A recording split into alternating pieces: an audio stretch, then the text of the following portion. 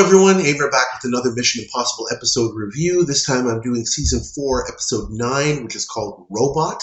Pardon me if my voice isn't quite up to where it used to be. My throat is a little bit sore, but I'm going to do my best here. So we start out this one with Jim going to the glove compartment of a truck for instructions. The mission: Deputy Premier Kamirov of a neutral country, which is not named, but in the Mission Impossible dossier is called Locarno. I'm not sure where that comes from. At least I don't see it in the episode. Anyway, the Deputy Premier has replaced the recently deceased Premier with a double named Gemini, who will publicly give a speech and retire and put Kamirov in power, and the IMF must stop him. So for the dossier scene, we get Tracy again joining the regular group. Doesn't take very long. The apartment scene shows us a very realistic mechanical arm with a detachable hand, and some of the players who will be involved in the plot. So off we go to the nondescript, unnamed country, let's call it Locarno, and Barney starts as usual with tapping into some phones.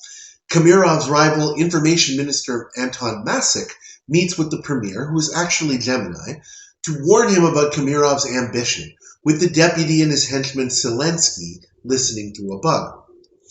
Tracy calls Masik to tell him that a flight is arriving shortly, to his abject confusion.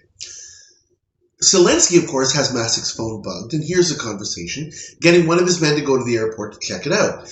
Jim and Willie arrive as customs, and Tracy gives orders to let their large pieces of luggage through unsearched, and says it's per Masik's request. Kamirov learns that Jim and Willie are an act named Lambert and Lesser.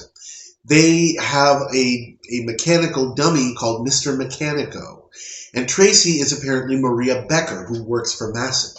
And predictably, he has them all watched. Tracy plants a videotape for Jim as Lambert in the ministry files, while Paris and Barney verify Tracy's identity as Maria, as an information ministry official. Selensky and Kamirov watch the tape, which shows Jim's ventriloquist act with Mechanico and his separable appendages. Kamirov muddles over why Jim is in the country, as he's not booked for any live shows. He gets Captain Danko to search Jim's room, with Barney listening in as Danko finds a strategically placed wire leading to a hidden room containing a well-stocked studio and satellite set up for an official address, and also finds a dummy of Gemini. Selensky and Kamirov determine that Masik intends to override their planned address with one of his own, naming himself Premier.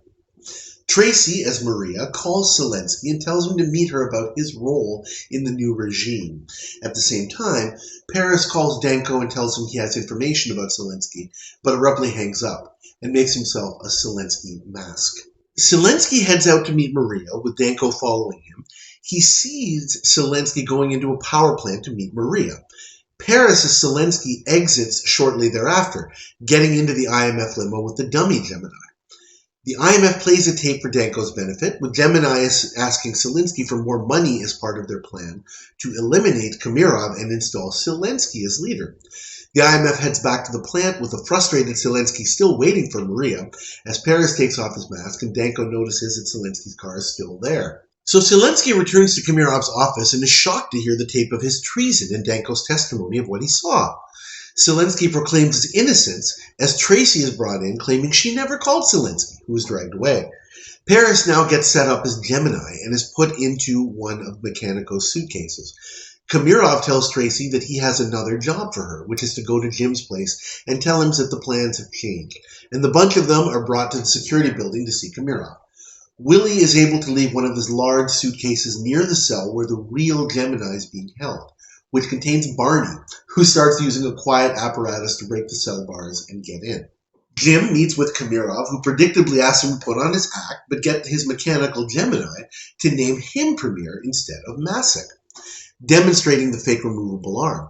Jim goes through the motions of making adjustments as Paris gives Kamirov the proposed speech. Danko brings news that Selensky apparently killed himself, and Kamirov says that they don't need Gemini anymore, but they will need Maria as a witness against Masik. As Tracy is brought to a nearby cell, Barney tells a shocked Gemini to get up so that he can be replaced by the dummy. Tracy distracts Danko as only she can, saying that she would be very grateful if he would help her with Kamirov. Barney sets up the dummy Gemini as having hung himself in his cell to Danko's shock. Barney overpowers a guard who comes into the cell to cut Gemini down, freeing Tracy, who heads away. Danko tells Kamirov about Gemini's apparent suicide as the time comes for the press conference. Barney brings Gemini up to Kamirov's room, where the IMF is getting ready, and he and Paris switch places. Willie overpowers Danko, who comes to the room to retrieve them, and Gemini is put in front of the camera.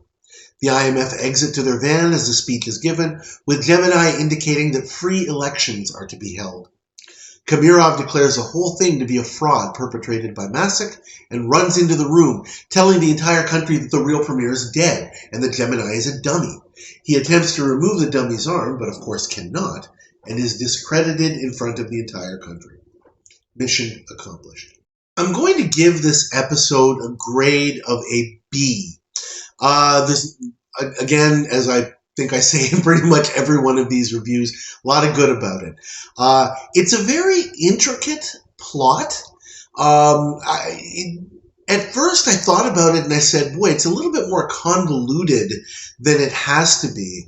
Kind of like I remember back in season 3, if you remember Live Bait, where there's a lot of people involved and a lot of moving parts going on, and misdirecting this person in this way and misdirecting that person in that way. And again, convoluted is really the only word I can think of. And there is some of that. But it's still a good story, despite the convoluted nature of it. The guest stars, really, really good. Malachi Throne as Kamirov is excellent. He always is, whenever he's on the show.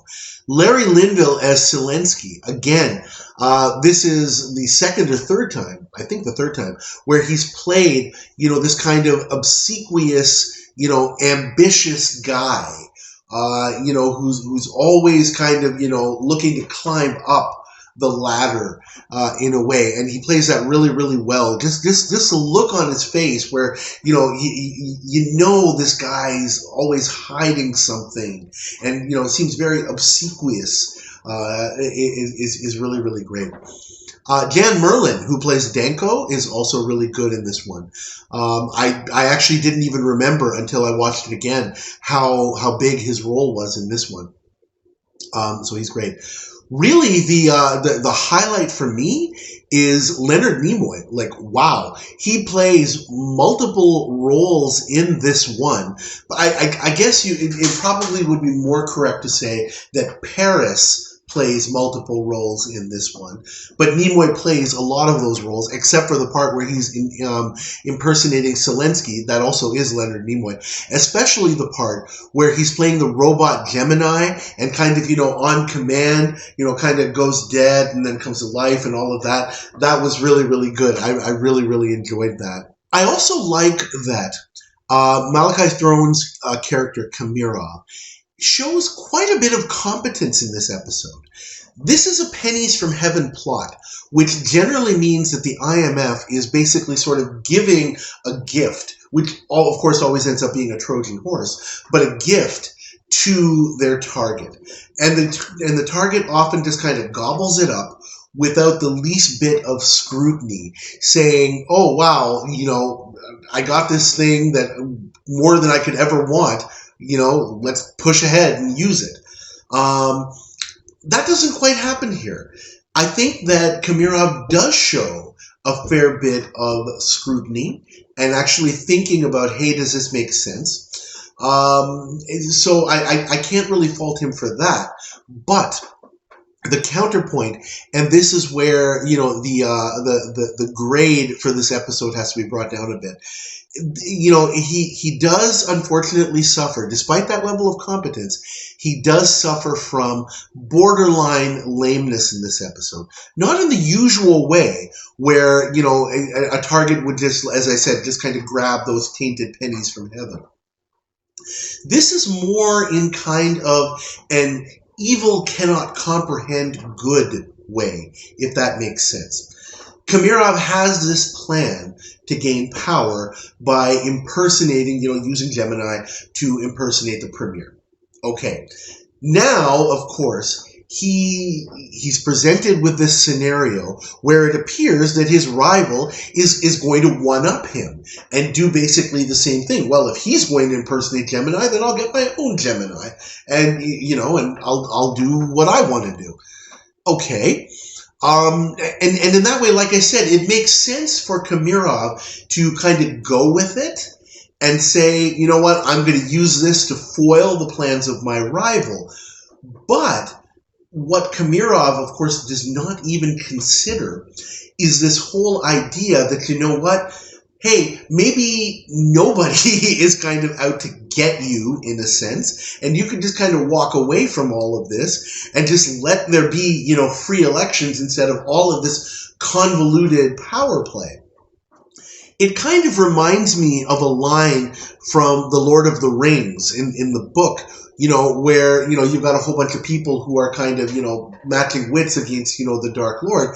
And there's a comment by, I'm pretty sure it was Gandalf the Wizard, who said that, he thinks that somebody is trying to supplant him and put themselves in as a Dark Lord to take his place. He doesn't even consider the idea that we want to eliminate him and not have a Dark Lord at all.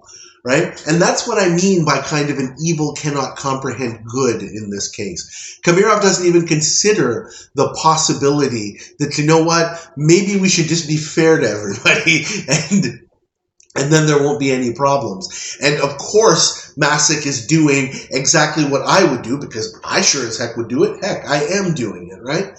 So that's that's really the problem here. So again, like I said, more competence than usual, but there's that really, really, really flirting right up against the line with lameness. The finish is really, really nice. I can't fault Kamirov, again, because the IMF does a lot of preparation in this one. I mean, the amount of effort that they go through in order to misdirect him, you can't fault him for that. Anybody would have fallen into that trap. Who would have gone through all of this elaborate, setting up a fake studio and a satellite dish and, using the bugs the way that the IMF did, and, misdirecting multiple people in different directions. It's such a quality play by the IMF, such a quality plan, and I really, really do think that this deserves a lot of credit for that. Anyway, I will stick by my grade of B for this one. Thank you all for watching. I appreciate it as always. Please like this video, please subscribe to this channel, and please leave your comments. And I'll see you next time.